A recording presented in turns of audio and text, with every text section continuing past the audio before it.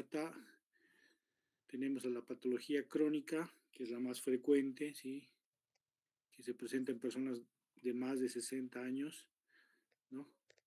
Estamos hablando de la aterosclerosis y los aneurismas de aorta. Dentro de estos se van a derivar también lo que es la patología aguda, que es aquella que se presenta de manera súbita, y hablamos de las rupturas de estos aneurismas o estas ateromatosis, que son eventos súbitos que pueden desencadenar en la muerte del paciente. ¿Ok? Un par de ejemplos de patología congénita que se puede inclusive ver hasta en la edad adulta, como es este caso, ¿sí? Con un arco aórtico hacia el lado derecho, ¿no? Una anomalía congénita que ha sido descubierta de manera casual, donde se ve que el botón aórtico está, ¿sí?, hacia el lado derecho más bien, ¿no? Lo mismo en los cortes axiales. Doctor, disculpe, no sé si soy la única que no logra ver las diapositivas. A ver, un segundo.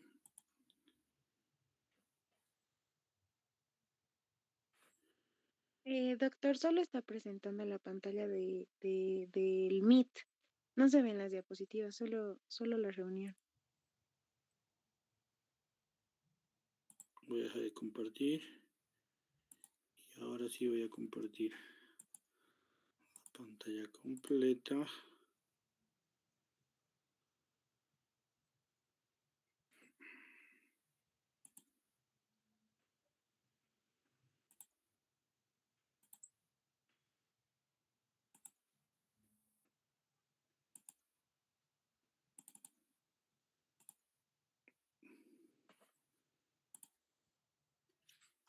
¿Qué tal ahora? Ahora sí, doctor. Sí se ve, doctor. ¿Todos ven? Sí, doctor. Ok. Sí, doctor. Ok, vamos. Bueno, ya habíamos hablado de esto. Repasemos estas imágenes nuevamente. Sí, les había dicho un arco aórtico derecho, una anomalía congénita que se puede ver, un botón aórtico hacia el lado derecho, ¿no? En esta reconstrucción coronal, ¿no? Que también se evidencia los cortes axiales, ¿ok? Vamos.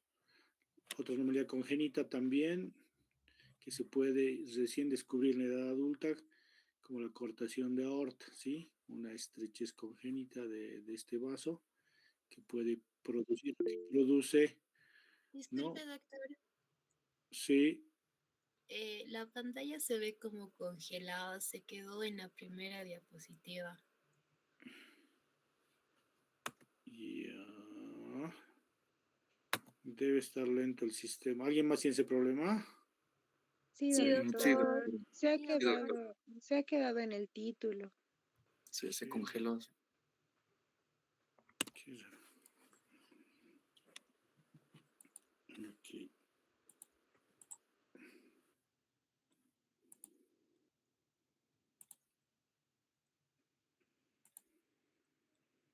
¿Cómo vamos ahí?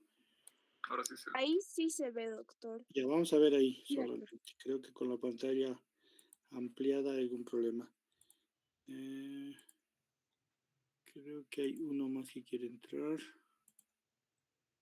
¿Quién es?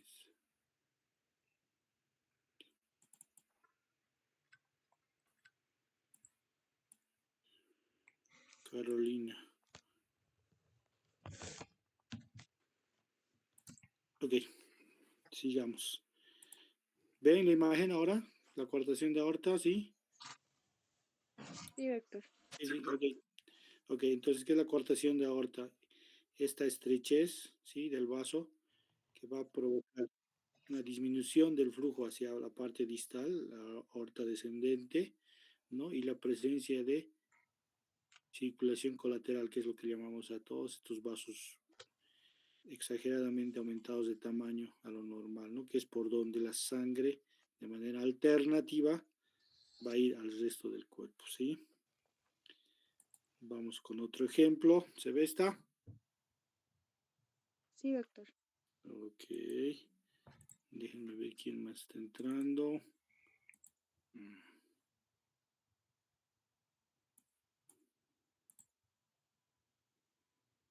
Vivian. Ok, bienvenida Vivian. Bueno, igual, una patología que compromete a la aorta abdominal, en este caso, sí, por debajo de la emergencia de las arterias renales, se puede ver una dilatación fusiforme de la aorta abdominal hasta antes de su bifurcación en sus dos ramas principales. Esta es una reconstrucción que podemos hacer con tomografía, pero también en los cortes axiales se ve exactamente lo mismo, ¿no?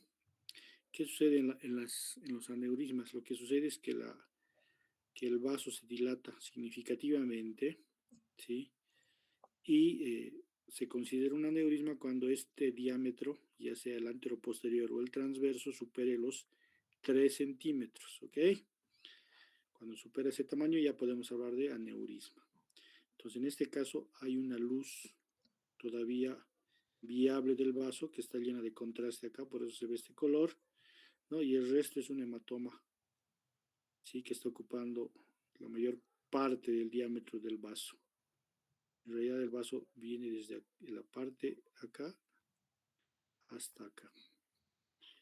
El mismo caso visto en un estudio de ultrasonido, ¿sí?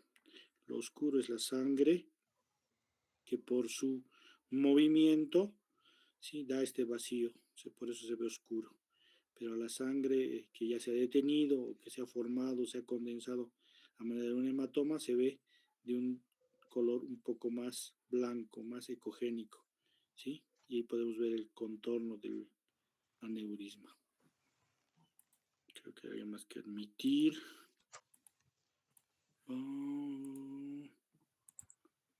¿Quién es? Valeria. Ok, bienvenida Valeria. Otro caso, sí, en esta oportunidad se trata de un aneurisma ya de la arteria ilíaca primitiva izquierda, ¿no? Después de la bifurcación se ve un aumento significativo del diámetro del vaso, ¿sí? Que se extiende hasta la región de la pelvis, ¿ok? Un aneurisma igual de arteria ilíaca primitiva.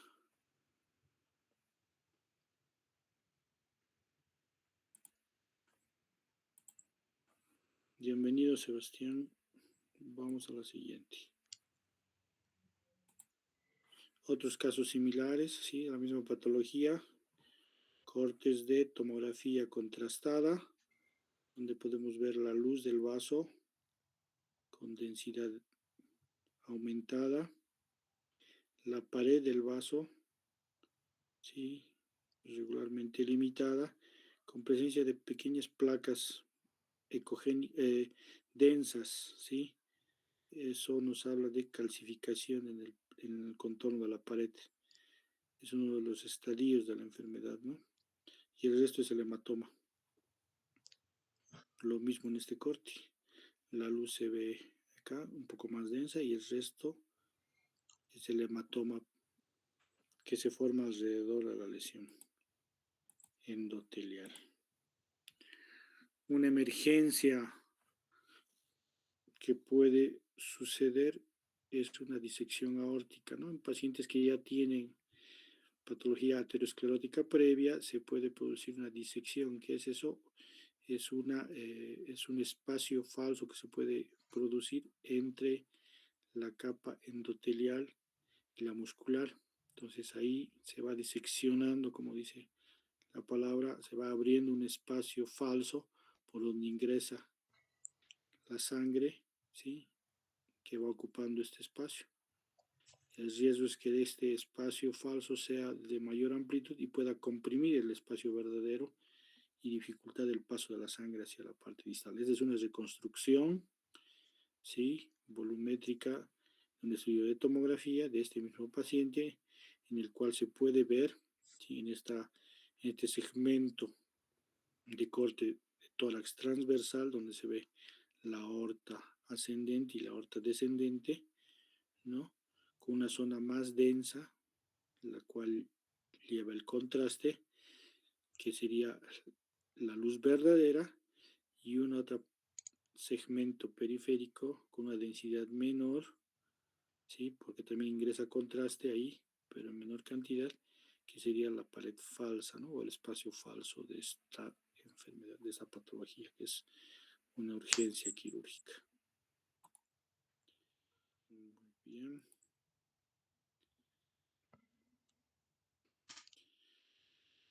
Ok, en cuanto a la enfermedad vascular periférica, lo más común y lo más representativo son las estenosis arteriales que debemos saber diagnosticar. Veamos un poquito de la fisiopatología y la formación de las placas, ¿sí? Normalmente una pared arterial se ve de esta manera con sus 3 capas, donde inicialmente se va a producir un depósito, ¿sí? De grasa, ¿sí? A esto lo llamamos ateromas, ¿ok? Con el pasar de los años, estos van a aumentar en tamaño, ¿no? Va a haber depósito de cierto tipo de células y va a pasar a llamarse un fibroateroma, el cual posteriormente, por el deterioro de la vascularidad de este nivel, se va a producir una trombosis que finalmente va a terminar obstruyendo el vaso. Esta otra igual muestra lo mismo, ¿sí? La evolución de la placa del ateroma, ¿sí? Donde se inicia primero con una acumulación de los lípidos. Esto va a causar una alteración de las células endoteliales, ¿sí? Un proceso inflamatorio que va a hacer que migren células inflamatorias a ese nivel, activando estas células y reclutando células musculares lisas, ¿no? Que van a causar el engrosamiento de esa estrechez. En un segundo.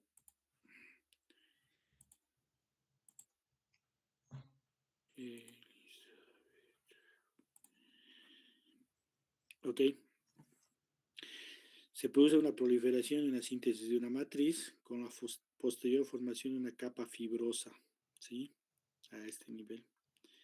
Con el tiempo esta capa se va a hacer tan gruesa y no va a recibir una adecuada vascularización interna, que se va a romper y va a producir un sangrado también, lo cual va a producir una agregación de plaquetas a ese nivel, con la consiguiente trombosis de ese segmento, que puede llegar a ocluir el vaso de manera completa, ¿no? Causando toda la sintomatología conocida aterosclerótica.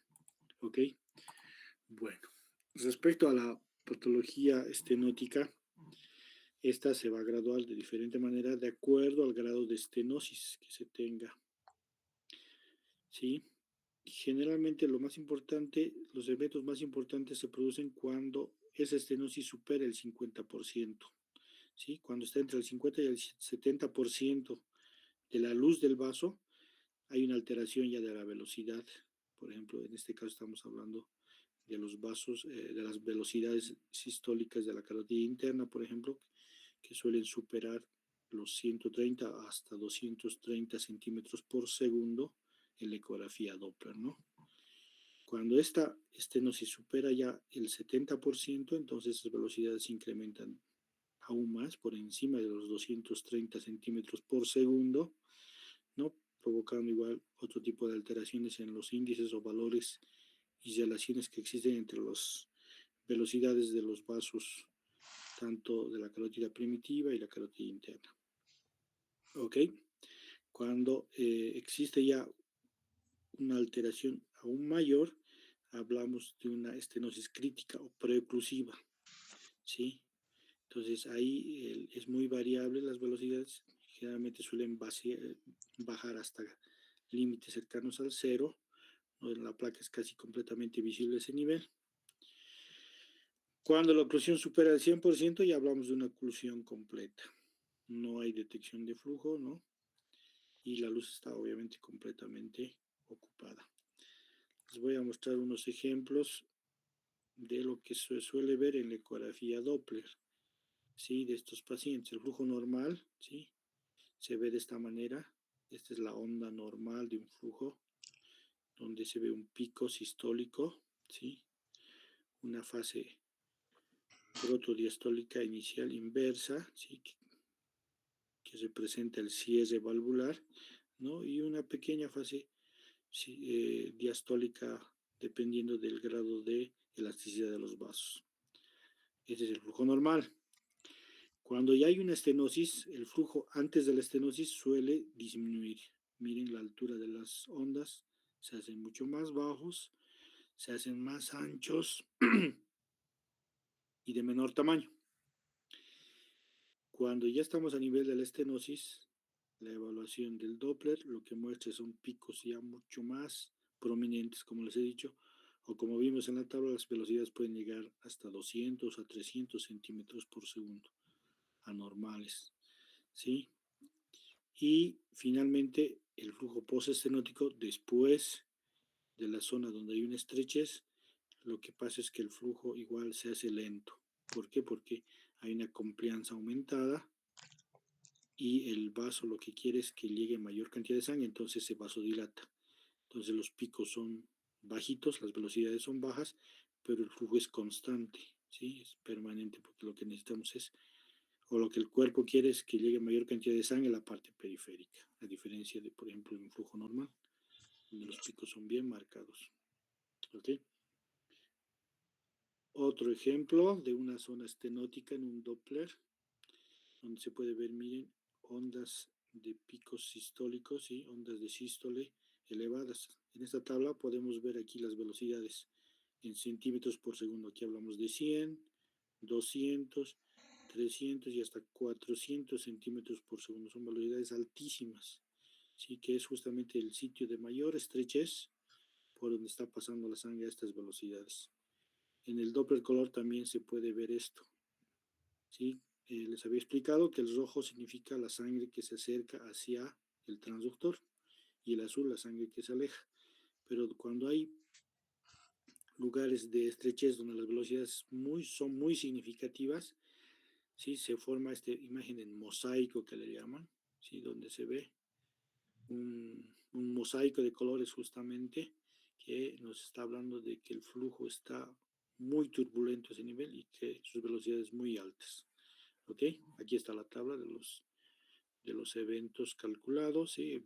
Una PS, pico sistólico de 328, miren, una velocidad final de diástole de 14 centímetros, y este es el índice de resistencia, una resistencia alta, como todo vaso periférico, 0,96, y un índice PSED de 23. Bueno, todos esos valores son considerados por nosotros, y de acuerdo a eso, en el informe les remitimos al especialista el grado de severidad que tiene esa estenosis, ¿no? Y de acuerdo a eso él va a determinar cuál es el tratamiento a seguir.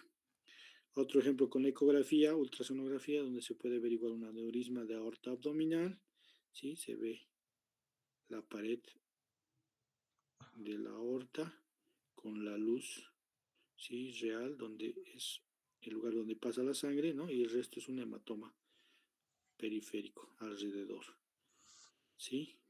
Cortes transversales de ultrasonido y es un corte longitudinal donde se ve igual el sitio por donde pasa la sangre, ¿no? Y las paredes con hematomas a su alrededor.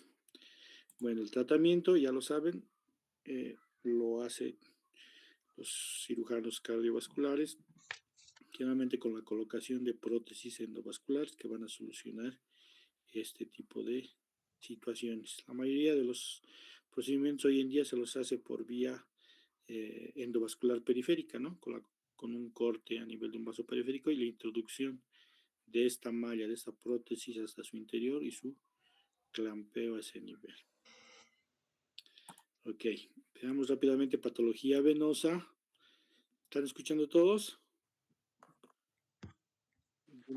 Sí, doctor. Sí, ¿se ve bien la pantalla? ¿Se ve bien? Sí, doctor. Oh, sí. Ok, ya terminamos. Enfermedades venosas, ¿sí?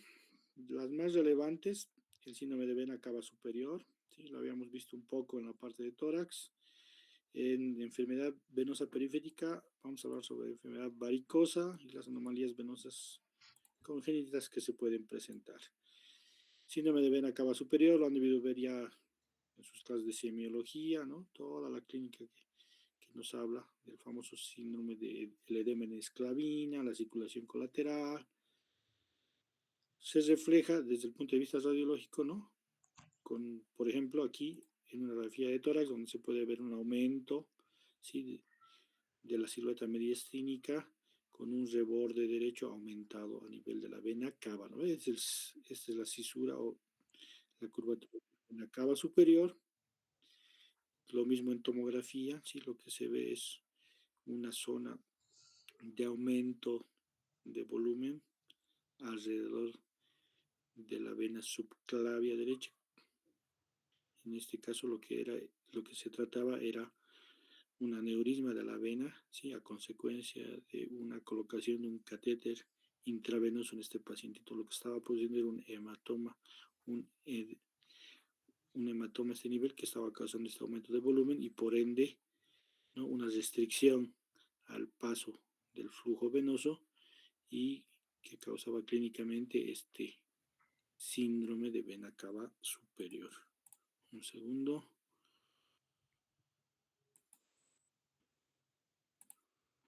Ok, Daniel, buenas noches. Seguimos. Dentro de la patología o de la enfermedad varicosa, un examen que se solía hacer hasta hace un tiempo era la flebografía, y que consistía en un examen en el cual canalizábamos una vena, generalmente en el pie, ¿no? E introducíamos medio de contraste, yodo en este caso, y sacábamos radiografías de manera ascendente en forma rápida para poder ver, ¿sí? El flujo, el trayecto y las características de los vasos venosos en este caso. Aquí podemos ver, por ejemplo, un paciente con enfermedad varicosa donde se puede ver cantidad de venas dilatadas y tortuosas, ¿sí? Colaterales a los vasos centrales, ¿no? Indicativos de esa enfermedad. Hoy en día ha sido reemplazado progresivamente por la ultrasonografía, la ecografía Doppler, ¿no? Generalmente la solemos hacer con el paciente de pie, ¿sí? Para tener una mejor visualización con el paciente en posición natural, ¿no? Y ver la, la funcionalidad adecuada o no de esas valvas, de las válvulas venosas. Entonces, lo que hacemos es una evaluación de los segmentos venosos desde el tobillo hasta el muslo, ¿no? Viendo en primer lugar el sentido del flujo de la sangre, ¿sí? Y si existe reflujo o no en cada segmento. Entonces, de esa manera podemos determinar si ese paciente padece de una enfermedad varicosa y qué grado tiene. Otra patología muy común en la parte venosa son los famosos trombos o las trombosis venosas, ¿sí? Entonces estos son los trombos que suelen migrar hacia el pulmón y causan los famosos tromboembolismos pulmonares. Aquí tengo unos ejemplos, ¿sí? Normalmente hemos dicho que la sangre se ve oscura en ultrasonidos, ¿sí? Completamente oscura.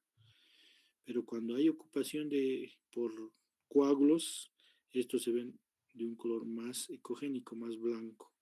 En este caso hay una ocupación parcial. En este otro ejemplo hay una ocupación total de la vena por este material, ¿sí? Que son trombos. Otro ejemplo de otro caso, un trombo igual, ocupando completamente una vena de la pantorrilla y en este otro caso causando una ocupación parcial de esta vena. Sí, es importante este tipo de exámenes para poder determinar el origen de los trombos que se puedan producir a nivel de los pulmones en pacientes internados, especialmente con alta sospecha de tromboembolismo pulmonar. Ok. Patología congénita también ¿sí? Las malformaciones arteriovenosas pueden ser de diferentes tipos. Generalmente las suelen clasificar de acuerdo al flujo que tengan, de alto, medio o bajo flujo. Entonces, para esto igual el ultrasonido es de ayuda para poder determinar. Miren, aquí se ve una lesión clínicamente evidente. Este es el esquema de lo que sucede, ¿sí? Y radiológicamente lo que vamos a ver en el caso, por ejemplo, de una angiografía es esto, ¿no? ¿Sí? El contraste que va hasta los vasos, la parte más periférica, donde se produce un bollo, ¿sí? Como un ovillo de pequeños vasos, ¿sí? Donde se acumula gran cantidad de contraste, ¿no? En el ultrasonido se ve algo similar, ¿sí? Una masa en este paciente, ¿sí?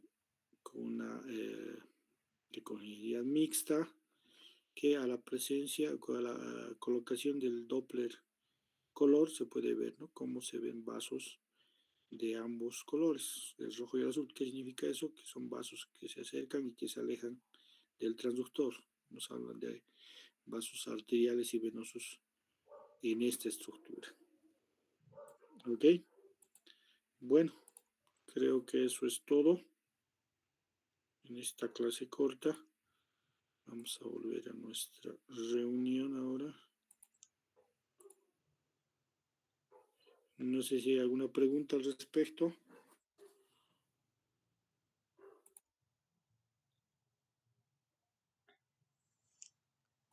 ¿Todo claro? Sí, doctor. Sí, doctor. Ok, muy bien. Vamos a hacer una pequeña práctica. Tengo otro pequeño caso, pero ahora sí lo que necesito es que vean las imágenes. Es como una preparación para el examen que vamos a tener mañana y van a levantar la mano quien quiera participar. Ok, ahí vamos.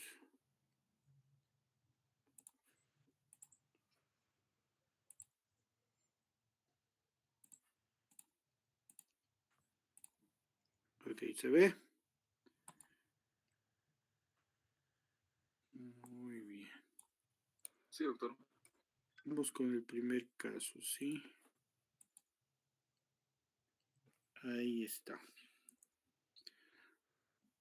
¿Alguien quiere participar?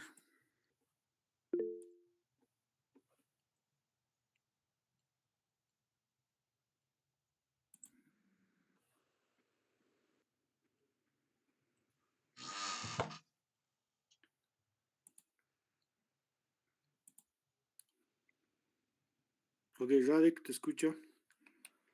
Puede ser un derrame pericardial, doctor. Sí, ok, es un examen pericárdico. Muy bien. Veamos otro.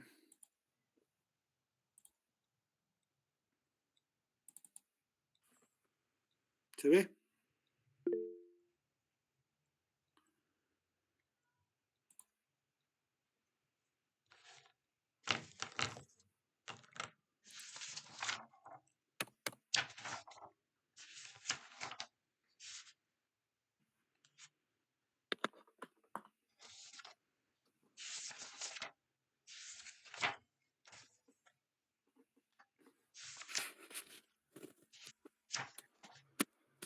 Sí, doctor, estoy bien.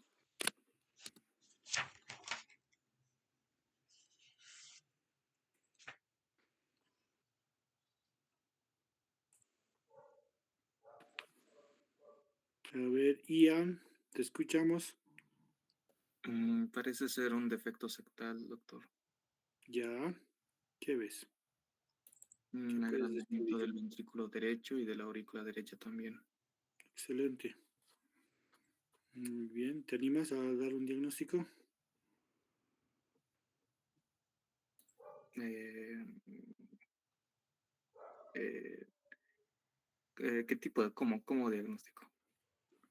Una posibilidad diagnóstica. Sí, hay alteración, como hemos dicho, de las cavidades derechas, dijiste, ¿verdad? Sí, una Sí, valvulopatía tal vez. ¿Qué tipo de valvulopatía? no sabría. Una estenosis pulmonar podría ser compatible con esto, ¿sí? Causaría eso, ¿sí? Ok, está bien. Muy bien, vamos con el siguiente. Ahí va.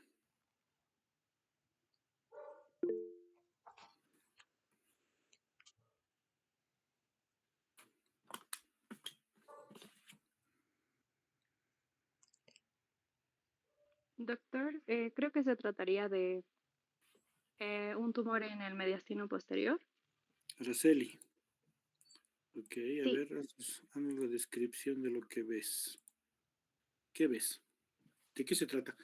Esto como entrenamiento para el examen de mañana, les digo, ¿no? Chicos, no se vayan directamente al diagnóstico, ¿sí? Ya les he dicho, hagamos una descripción de la situación, ¿sí? Así va a pasar seguramente. Ya han debido ir a sus visitas médicas, ¿sí? En sus respectivos hospitales. Entonces ahí lo que hacen es presentar el caso, ¿verdad? Y en algunas situaciones también presentar las imágenes. Entonces digan, se trata de una radiografía en la cual se ve esto, esto, esto. A ver, dale, te escuchamos. bueno, se trata de una radiografía lateral donde vemos una densidad en el mediastino posterior, em, que podría tratarse de un tumor, un, específicamente tal vez un tumor neural de la columna. Ok, me parece bien tu opinión. Araceli, ¿no? Sí, doctor. Ok, te anoto.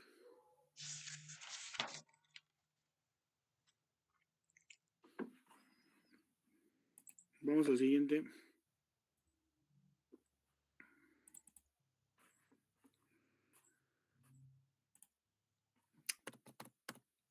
Ahí está.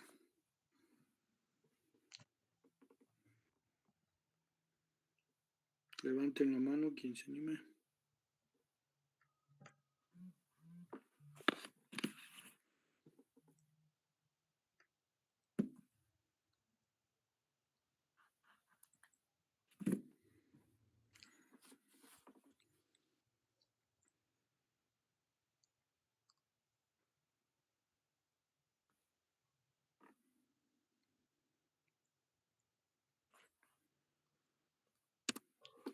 ¿Alguien?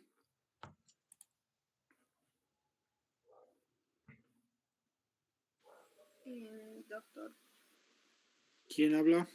Mariana, ¿podría? Mariana Monca. A ver, dale Sí. Mariana, te escuchamos. Bueno, tenemos una radiografía de cara anterior en la cual ¿Cara anterior?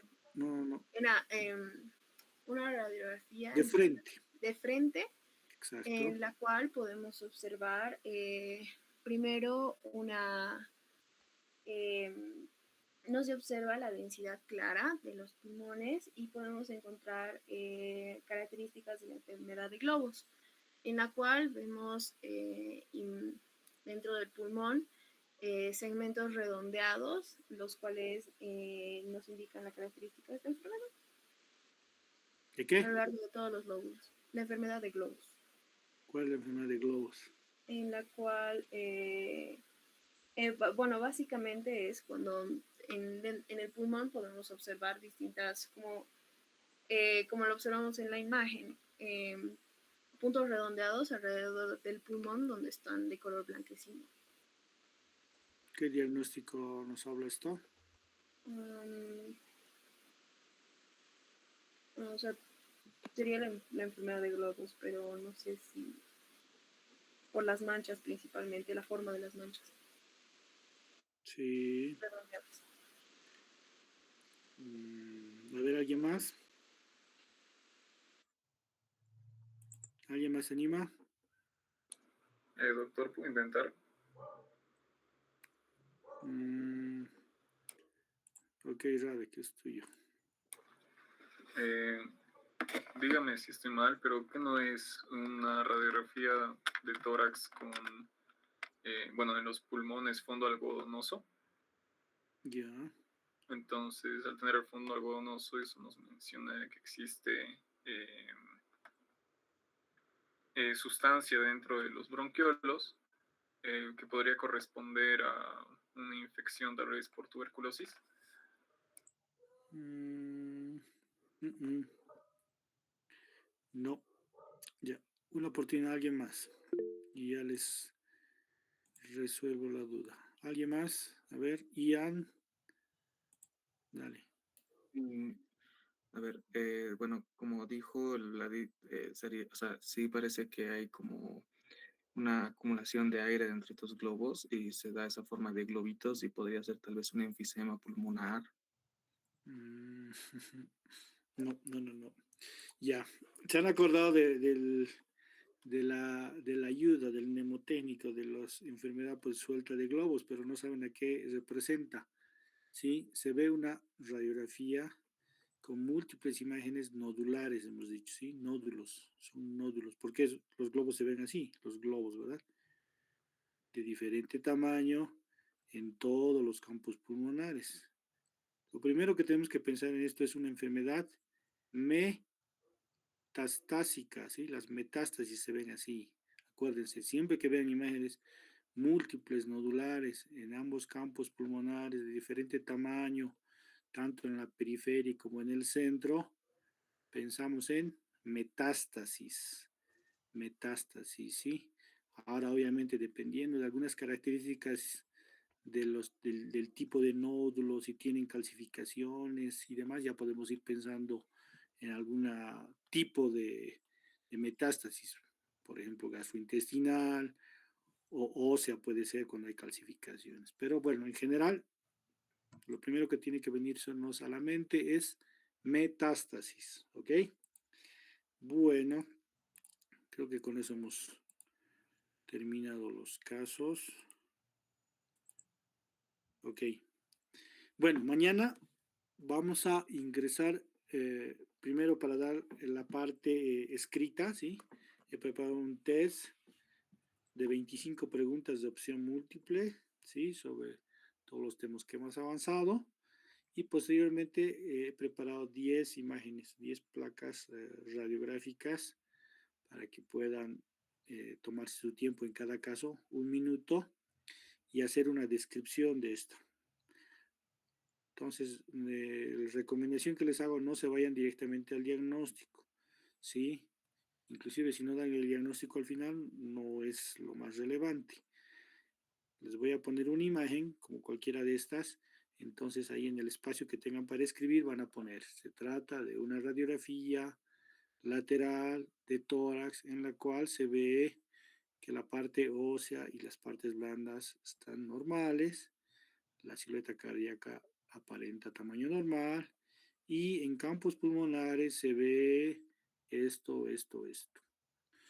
Con todos esos datos o a partir de esos hallazgos, mi impresión diagnóstica es una neumonía, una metástasis, un tumor de mediación anterior, así, ¿ok?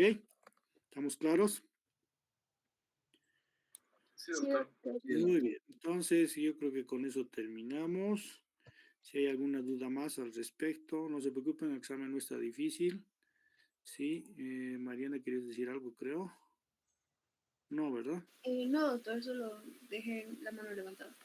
Perfecto. Somos 35 en este momento. Voy a tomar una foto de los presentes. Todavía no se vayan. Mientras tanto, si alguien quiere decir algo, adelante. Doctor, una consulta. Bueno, no sé si me quedó muy claro, la anterior vez dijo que había la posibilidad de que este examen sea de forma virtual, digamos, por una plataforma. Sí, sí, sí. Yo también soy partidario de eso y lo vamos a hacer en sus propios teléfonos o dispositivos mañana. Así que traten de, yo creo que todos tienen sus teléfonos, pero si pudiesen traer sus computadoras, sería mucho mejor. Eso sí, voy a controlar muy bien de que no hagan trampa, no ingresen dos veces a la plataforma como algunos han hecho, y sé quiénes son, porque igual se les va a tomar, el sistema toma el qué momento ingresan por primera vez y va a ser esa la nota que se les va a tomar. Y tampoco tengan ahí a mano sus apuntes, documentos, capturas y demás, que también no está permitido, ¿ok? ¿Alguna duda más? Está bien, doctor. Muchas gracias. Doctor, una pregunta respecto a la parte teórica, más o menos, ¿en qué parte o sea, a qué nos aconseja enfocarnos un poco? Sí, todo lo que hemos repasado, pues muchachos, les he dado los 2 libros de referencia, ¿verdad? Sí, esa es la guía principal. Sí, no va, como les digo, el nivel de profundidad en el cual estamos llevando la materia no es avanzado. Los objetivos que nos hemos puesto como meta con los colegas es que tengan un conocimiento relativamente sólido de lo que es la biología, pero sin necesidad de profundizar al nivel de un especialista, obviamente.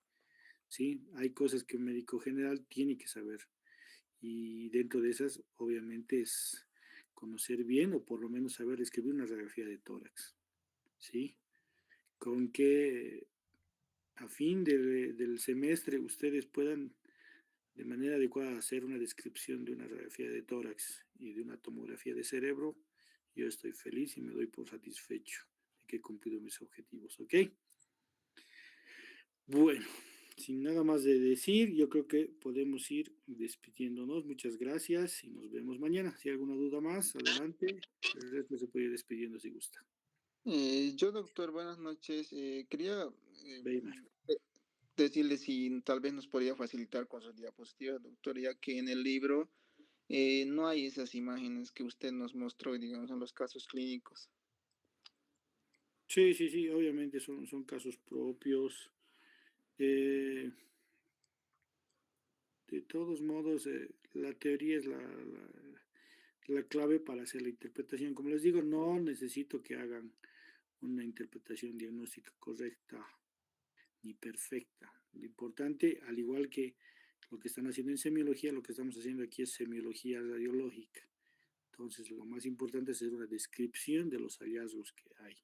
¿Sí? Entonces, necesito que entrenen relativamente bien su vista, su visión y poder distinguir, ¿no?